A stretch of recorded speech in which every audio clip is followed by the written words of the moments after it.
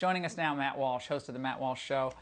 Matt, what was stunning about that is how it just pedestrian, it seemed, to the people almost on the scene, except for the British reporter who kind of ducked down. Everyone's riding their bikes. It's like, because this happens a lot in this area. I know that area well. In Minneapolis, it happens a lot. There's random gunfire, and people are just like, well, okay, that's Minneapolis now.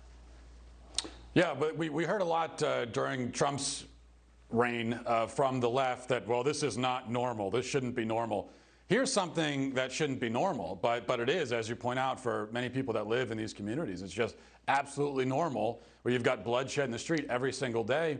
And I think a lot of that has to do with, now, a lot of these problems go back decades, and Democrats have been in control of these cities for decades, and that's not a coincidence. But I mean, the very fact that, what are they doing? We're honoring the anniversary of George Floyd's death, and whatever you think about the circumstances around George Floyd's death, the fact is, this was not a martyr or a war hero that we should be honoring and celebrating. The fact that we're honoring and celebrating someone who was, by the way, a violent criminal and victimized women in horrific ways, I think that has a lot to do with the fact that we're encouraging more criminality by romanticizing and effectively celebrating it. Well, Matt, I think it was on Morning Joe this morning, when Joe Scarborough actually asked a guest, well, will this be taught in the future in a way similar to the Selma, I believe it was the Selma church bombings?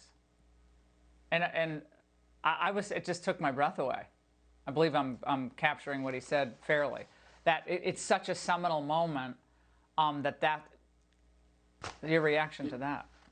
Yeah, well, I mean, the thing is, you hear that, and that's toned down compared to what some other stuff you've heard on the left, comparing George Floyd to Jesus Christ and that sort of thing. So we're at a point now where you hear that and you think, well, that's reasonable in comparison with what you normally hear.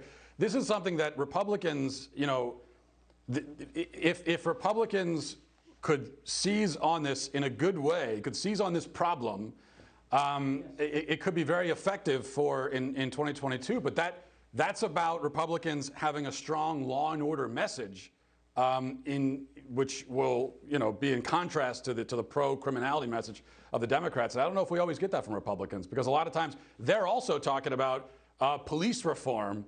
You know, while there's bloodshed in the streets, they're saying we need to reform the police. And you know, I don't think that's the right message necessarily. No. Well, you know, Trump did the law and order and safety thing. That was a constant theme, but it's going to be necessary. Matt, thank you.